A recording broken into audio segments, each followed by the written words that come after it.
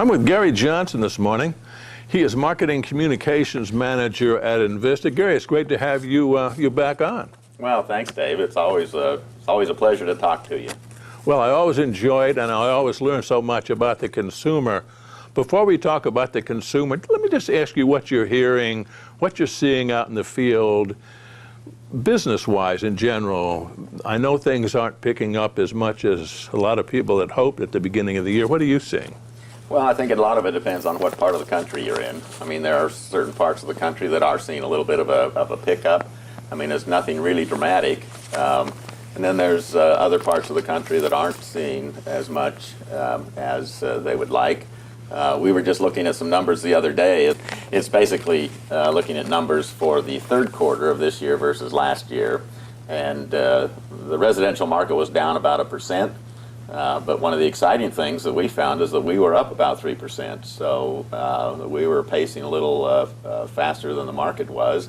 And we think that's because the Stainmaster product is a very good product. It's a quality product, and that's kind of what today's consumer is looking for, is a quality product at a fair price.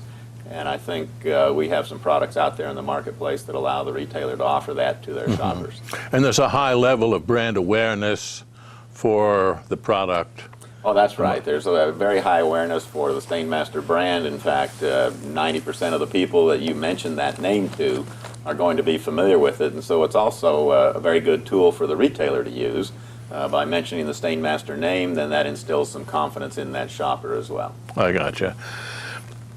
With the advent of the internet, and we've talked over the years, and I can remember probably a good number of years ago, people would shop in several stores to get an education. That doesn't seem to happen anymore.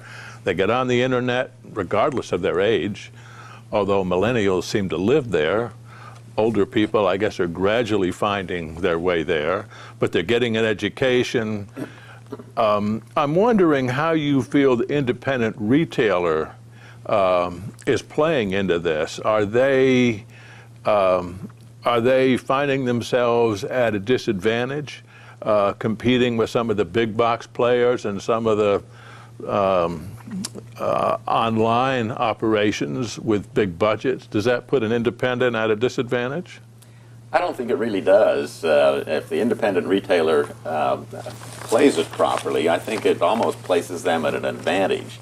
Today's shopper, like you said, doesn't visit as many stores as they used to because they don't have to. They can get all kinds of information off of the internet, various manufacturer sites, retail sites, sites like ours, so the shopper can become very well educated before they even enter the shopping process. So the way that would play to the advantage of the specialty store is that they would know that the shopper is pretty well educated by the time they walk through that front door, and that once that shopper has come through the front door, they're basically a qualified shopper because they didn't go into that retail specialty store today because they didn't have anything else to do. They went in there because they are shopping for flooring. And so if the retail specialty store realizes that and gets a little aggressive with the shopper, in other words, be friendly, courteous, and let them browse and find what they want and those kinds of things, but realize the fact that they're in the market to buy flooring. And we would hope they're in the market to buy carpet. And so I think if the residential retailer realizes that this shopper doesn't really need to go anywhere else because they basically know what's in the marketplace. And if they can show them something they like, there's no reason for that shopper to leave that specialty store. And so I think more of the retailers, if they realize that, could help this shopper really find what it is they want. And that's one of the things that the retail specialty store has an advantage over any other location, is that the help and professionalism that is available in that specialty store is good. And they need to use that to their advantage because the shopper today wants information. They want information, and especially in this category, they look at that retail sales associate as an aide, as someone who can answer questions for them, give them the straight story, and if the retail sales associate is coming across that way, they're going to make a sale.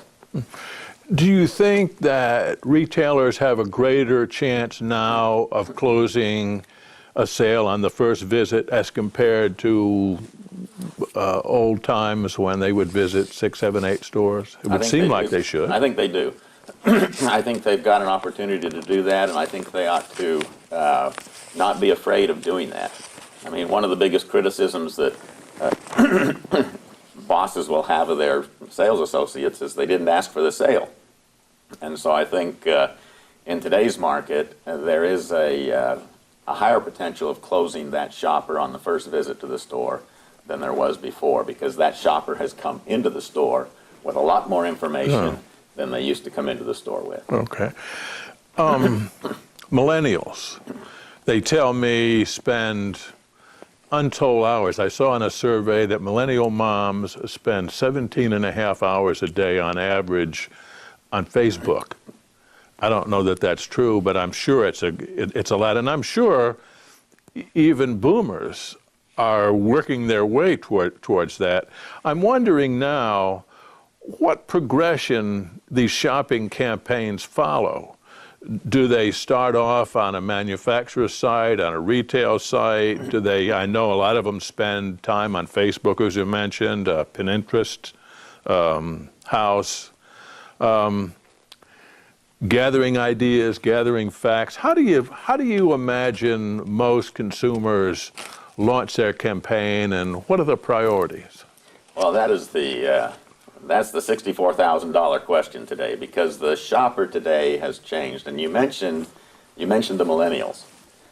There are more millennials in the marketplace now than there are boomers. Millennials have overcome the number of boomers that were in the shopping market, or in the population range, let's say that. A millennial is basically somebody who was born between the years of, I think it's 1980 and 2000, somewhere in there. And they grew up in the era of there were no winners and losers. Everybody played baseball, whether you won or lost. Everybody got a trophy. So they've grown up with certain expectations. Many people refer to them as the Peter Pan generation because they refuse to grow up. They're still living with mom and dad. But the positive thing about the millennials is that they're very, very smart, and they're very, very connected. And what I mean by that is that with the digital capabilities and the social marketing capabilities that are out there today, millennials are very, very well connected, and they communicate with each other like you wouldn't believe. So one of the things that millennials do when they get ready to go into the marketplace is they start tapping into their connections. And one of the things that boomers used to always do before they would go into the marketplace, the number one thing that they would do before they went into the marketplace to purchase a major item, is they'd ask a friend or family member who had experience with that product what they thought. And so now you've got millennials who have, I don't know how many thousands of contacts or friends that they can instantly ask about certain products or offerings, and it becomes vital for us as marketers to start becoming part of that network. You've heard the term content marketing. What that really boils down to is that the millennials and others, they want marketing that contains content, contains information.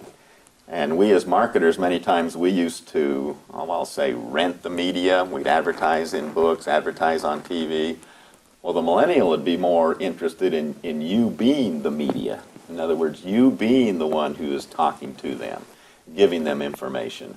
And that's where social marketing comes into play, where we can communicate and give them information around our products and services and offerings that we really couldn't do before. And then they will take those messages and share them with others. And so when you start looking at today's shopper and who's in the marketplace, you got boomers in the marketplace and you've got millennials in the marketplace. Boomers are probably more likely to spend more money because they have more money. Millennials are likely to come in and ask you a lot of questions. And as long as you've got good, pertinent answers for them that they have value for, they're going to stay with you. If you just start kind of gushing at them and you start giving them a lot of fluff, they leave. So they're very content focused. They're very focused on appropriate things, and they're very focused on things that are appropriate to them as individuals. One might say that they're kind of selfish, but I think we all are when it comes to our money and our time and our possessions and those kinds of things. But millennials are those that are, like I said, they're very well educated, they're very intelligent, and they are networked like you wouldn't believe. And so when I think they come into the marketplace, they do just that. They check the network, they check their personal network, they gain a whole lot of information about the product and service before they even visit a retail location. So that's why I think that the salesperson ought to realize that this person's ready to be closed. All you need to do is ask them a few questions and find out what it is they're really looking for. And if you can satisfy that need, you can close that shopper. You can close them much easier today than you could before. That's interesting. It would seem specifications. I know that a lot of carpet salespeople use this is a twist level of X and so on. It seems like, though, understanding that and seeing how that benefits the consumer, talk about the benefit of the consumer, would be a typical question that they would receive on their sales floor. Well, what they would receive on the sales floor is basically they're going to get the question, is this any good? And the shopper still goes through the process that they've gone through for many years around selecting carpet, and that's, I like the color, I like the style, I like the way this feels, I like the way it looks. Okay, now I want you to give me confidence that I've fallen in love with this product. Now I want you to tell me that it's good. I want you to prove to me that it's good. And so many of the typical questions will simply be, well, is it any good? Is it durable? Is it going to stand up? Well, those are questions that they want answers to. And if the sales associate can say yes, the millennials say, okay, why? Why is it going to do that? And so if you can get into a little bit of the discussion around why it will do that, and you don't need to go into a whole lot of depth in explaining that, but just give them some very logical, straightforward, quick answer as to why it will do that, like you mentioned, a twist level. And just tell them, the tufts in this particular carpet are twisted to a very high level, and the higher the twist level, the stronger the tuft is going to be in maintaining its original shape. These carpets are manufactured that way, therefore you're going to get good performance out of it. So they're going to ask things like that, but it's going to be simple things like, now the baby boomer many times will just take your word for it that, yeah, this is a well-made carpet, but the millennial is going to ask you why, what makes it a good-made carpet. So be able to explain why the twist level or this construction is good or whatever it is certainly more important now than ever, I would guess. Well, it's good to have that in your quiver of thoughts, and one of the big mistakes that a salesperson makes many times is that we like to talk, and so many times it's referred to as a revolver that has 5 bullets in it, and we feel like we need to shoot all 5 bullets to close the deal, when in reality, maybe we only need to shoot 1 or 2.